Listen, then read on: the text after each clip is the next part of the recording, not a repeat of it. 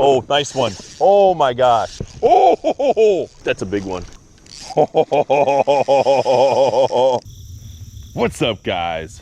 I am back here at the Potomac River. Today, we are actually fishing some new water. You know what? The Potomac River is so big, you probably could come here once every week and literally fish a different spot. So that's what I'm doing today. Now, today, I'm going to try my best, because once I get in fishing mode, you know, I'm like a dog on a bone. But essentially, I am going to try to give you guys every single thing I think of. I'm going to try to explain every lure that I choose, that I throw, why I go to it. I do tend to switch a ton while I fish until I narrow it in on my pattern. But the goal today is to give you guys some insight into what I think, why I go with certain lures, and explain them. Now, we just had a big rain, probably for 2 or 3 days. It actually shot the river up over 1/2 foot. It is actually slowly coming back down now. I was worried the water would be a little bit dirty, but the grass is doing a great job of keeping things clean. My thoughts, based on other parts of the river, of course, I'm gonna go with the chatter tube. Top water in this area has been working, so really that is what I'm kind of thinking of to start. Throw a little baby chatter tube. It's a great search bait, and then I'm hoping to narrow it in. We're gonna see if the fish are middle, if the fish are bank. The rules tend to say when the water's rising, the fish go to the bank. When the water's falling, the fish tend to go to the middle. Right now, we're kind of in that in-between zone, so I'm really going to have to scope things out and see what's up. Let's go get them, guys. One of the first things I'm noticing when I'm getting out here, water's a little cold. I don't think that's going to play any effect on the smallmouth. They kind of dig colder water. I'm also noticing the clarity is still really good. So that's all good news. I might get a little cold today. I'm gonna try to keep my chest above water, because if you guys ever had your chest underwater for extended period of times in cold water, whew, no fun. Just to give you the conditions, water temp, when I checked, it was about 78. So I'm assuming, and that was, I think it's went down a little bit overnight. It's probably 77, 78.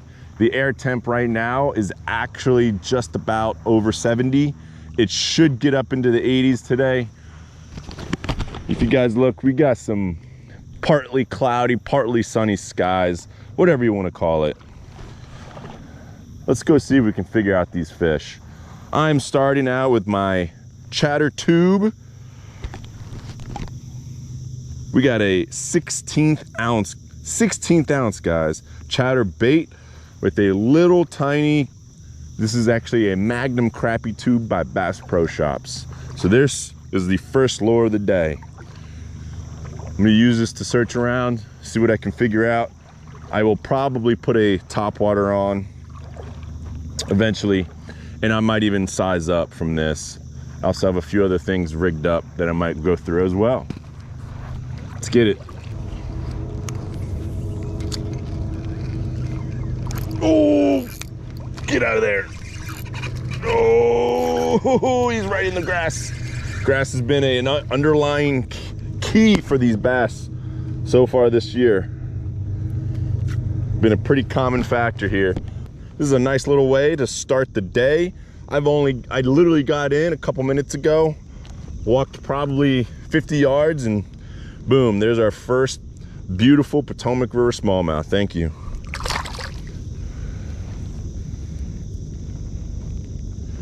Hey guys, don't sleep on this 16th ounce baby chatter. We call it the baby. It's the smallest one you can get. All right, I know this might not yield a fish for me. However, 3 minutes in, I can see a rock right in front of me about 10 yards. Guys, if you ever see rocks or boulders on the river that are stopping the current or providing some kind of eddy for these fish, make sure you try to fish those rocks. I don't know if there's a fish here. It's pretty shallow over there, but you always gotta cast all these rocks. Hit that backside, that back eddy. Sometimes you'll be rewarded with a nice bruiser. Nothing on this one, but there's plenty of rocks to go around. Nice tire behind this rock too. I don't know if you guys can see. Big rock, nice little eddy behind it, and tire. Ooh, there's a tree over here.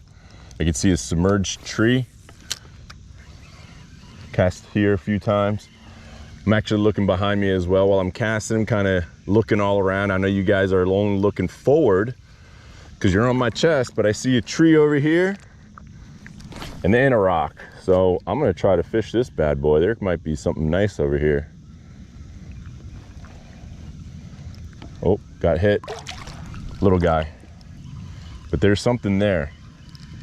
Make sure you guys target these rocks and structure. I look down, I'm seeing a bunch of minnows. I have already rigged up what I love to call the school of minnows. It's actually 2 hooks consecutively, and I'll show you guys what I'm talking about if I ever pull it out. I'll explain how to rig it up as well. Grass over here, grass over here. I might be able to hit both of these little grass pockets, grass areas. Grass, like I said, has been very much a common factor in catching fish this year on the river. I'm also seeing dragonflies. Dragonflies could mean topwater. All right, guys, I'm gonna try this. I see grass just subsurface over here. I see little pockets where these fish can be. There's some pretty good current ripping through there. I'm gonna put on what I call the school of minnows. Let me show you what this looks like. All right, I'm gonna give you guys a good look at this. This is my pre-made school of minnows. I have 2 hooks that are the inline, and on each of these hooks is what I think they're called split tails from Bass Pro. I don't know, I call them fork tails with this little fork at the end, but this is pre-made. All I did was I got this, you know, a few feet of fluorocarbon leader, I tie my first polymer knot on the first hook, and then I make sure there's a big tag end, and I tie another polymer knot here. At the top, I just tie a loop, and I'm gonna hook my snap to this loop. This is a school of minnows. Because I'm from Maryland, technically, you're only allowed to have 2 hooks. Anything past 2 is illegal. But what I'm gonna do is I'm gonna swim this through the water like I'm swimming 1, but instead of 1, I got 2.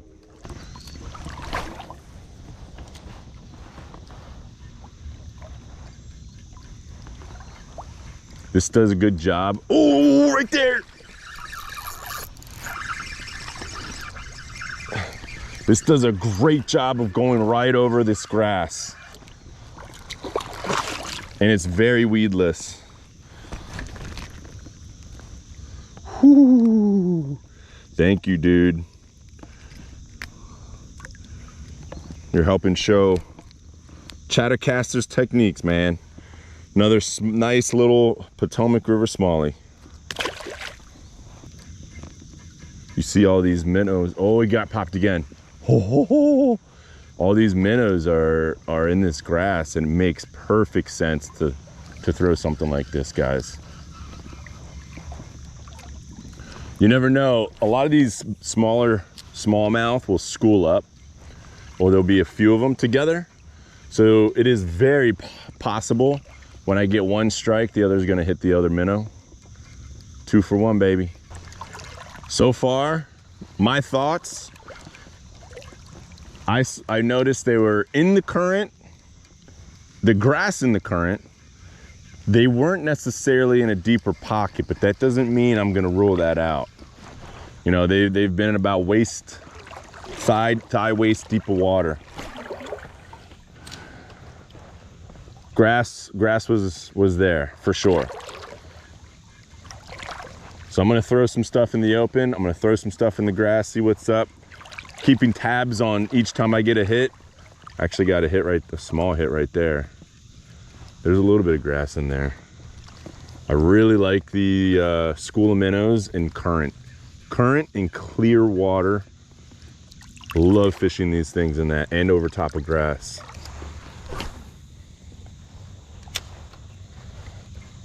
Oh, got hit.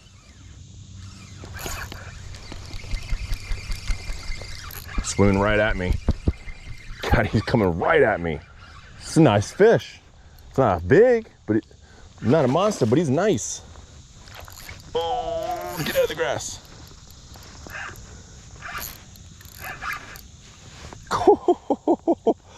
This is a football-sized fish. Beautiful, beautiful, beautiful. The only thing that's not beautiful is he threw my stick. Chunky, man. Look at this chunker. Potomac chunker.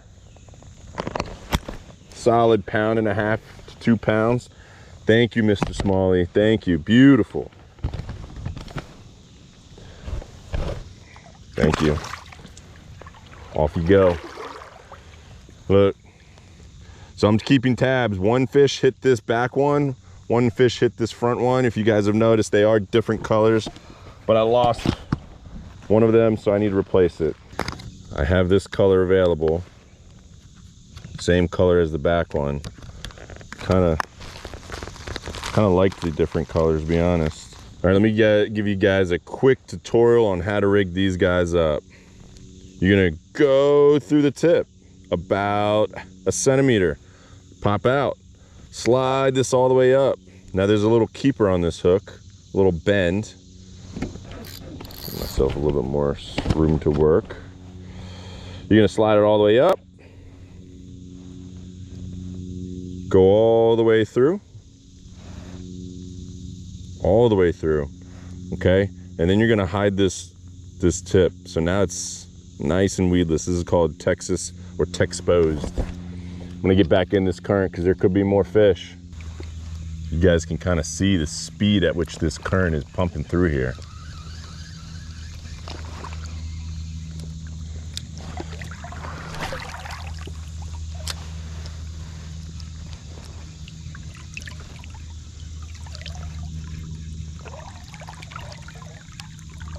Hit. Ooh, it's a little guy. But they're in here. Hit this back hook this time. Okay, okay, okay, man, okay. Good start so far, guys. We are about 10 to 15 minutes in. We already have a handful of fish. Thank you.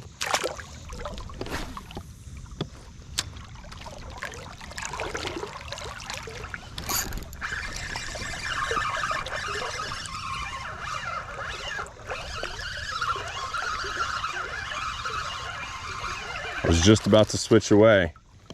Just about to switch away. They happen to do that to me a lot. I was curious to see if something else works. You guys are gonna notice I switch a lot, and a lot of times it's literally because I'm just curious to see if something else works. I'll stick with this guy a little longer. I like to develop a couple patterns that are working. This one I know is working right now. Doesn't mean it's gonna work later, but it probably will. And if I can find 2 or 3 patterns, man, I can have myself a day. So as I'm approaching downriver a little bit more, I'm looking over to my left and I notice something in the water that looks like a ridge. It looks like a ridge of rocks. I know you guys aren't gonna be able to see it, but I want to fish that after the ridge. You can even see some of the ripples in the water. Guys, anytime you see ripples in the water like that, where it could look like a back eddy, make sure you fish it. I'm gonna fish in front of it. I'm gonna fish behind it. It's just something you don't wanna approach too quickly. You wanna make sure you hit that spot because fish could be stacked up in there. There's a lot of current pumping through and they like to sit on the front and the back side. Cast across, bring it back towards me from the front and from the back eddy. Every time. Keep trying different things. Hopefully eventually something works, right? Oh, oh, oh, he spit me. God, he hammered that. There is something over there. Freaking hurt my wrist. Hit the back one, so that's good news. Not too small for that big one. All right, I am actually gonna switch. This has been very, very successful lure. School of minnows, great job. I'm not putting it away for good necessarily. I'm curious to see if something else is gonna work. I like to establish multiple patterns. Plus I am getting into slightly deeper water. So I wanna fish something middle water column. I'm probably gonna throw on a chatter. See how that does. So we got an 1/8 ounce chatter, and this is a Strike King Bitsy tube. Just trying to get this middle of the water column. No bites on this yet. Could be a short string. Could have gotten out of the fish as well, but water's really similar to back there. The difference is there's not much current. On this side that I'm casting to, there's current on my left. I might want to give that grass line over there a shot.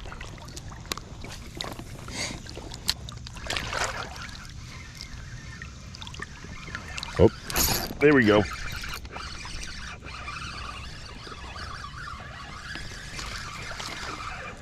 Eighth ounce chatter, getting its bite as well.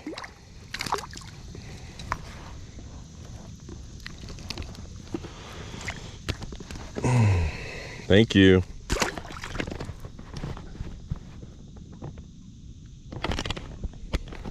Guys, we are about 30 to 40 minutes in. I don't know how many fish we've caught, but it seemed like a lot so far. At least half a dozen, right?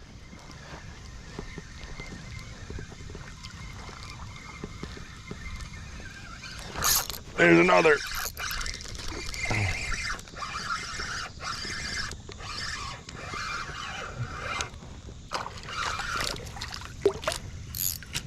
Little.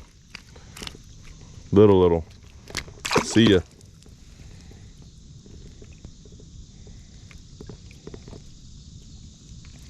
I'd say this pattern's working. So far, we've established a couple patterns. Actually, 3. We got school working, we got baby chatter tube working, and we got this 1/8 ounce chatter working.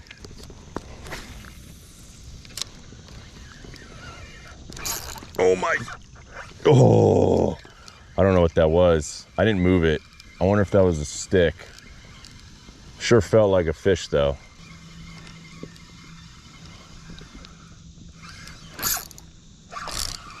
Nice fish. Pounder.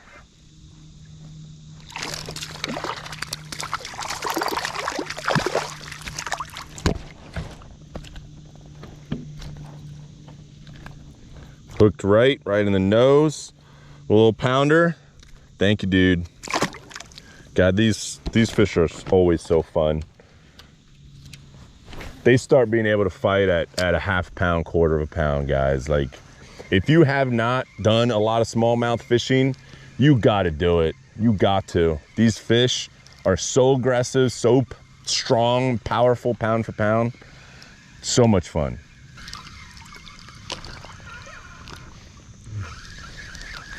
I'm hitting weeds every time. So I'm gonna fish something that goes a little shallower, that I'm wondering that if it could work today.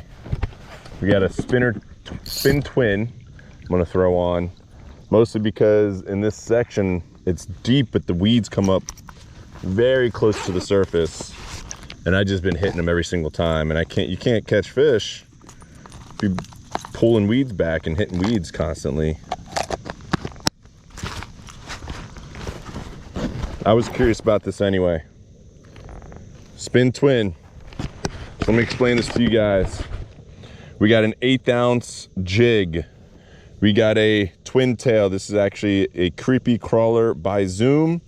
And then just a beetle spin, really. You can buy these in bulk. They're a little expensive, you know, 75 cents to $1 a piece. But, you know, when sometimes these are absolutely dominant and killer on the water.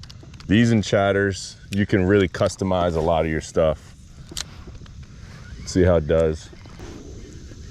Okay, so I'm getting hit, but they're not. I think something's slightly off. Could be the color. Could be the size of my spinner. They want it, but they're tentative. Not a big fan of this bottom, but they could be here.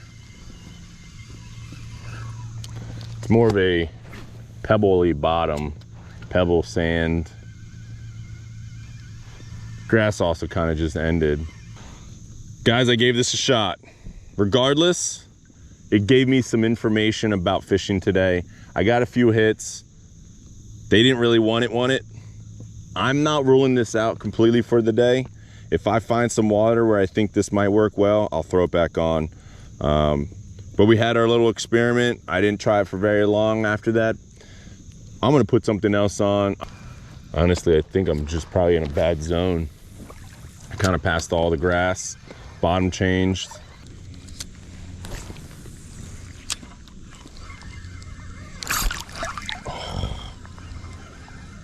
That's 2 I've missed. What's going on, man? Check the hook tip. It's sharp.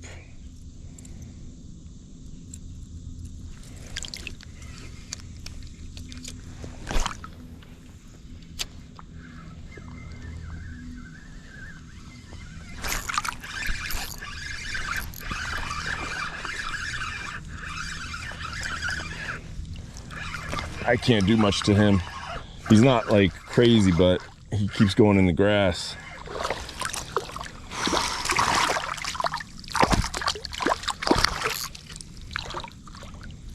Come here. There we go, back in it. All right, I'm gonna downsize. I'm gonna see if there's actually fish here. I think there are. It's a pretty good looking spot. I like the depth. I like the amount of current. I like the bottom. There's grass.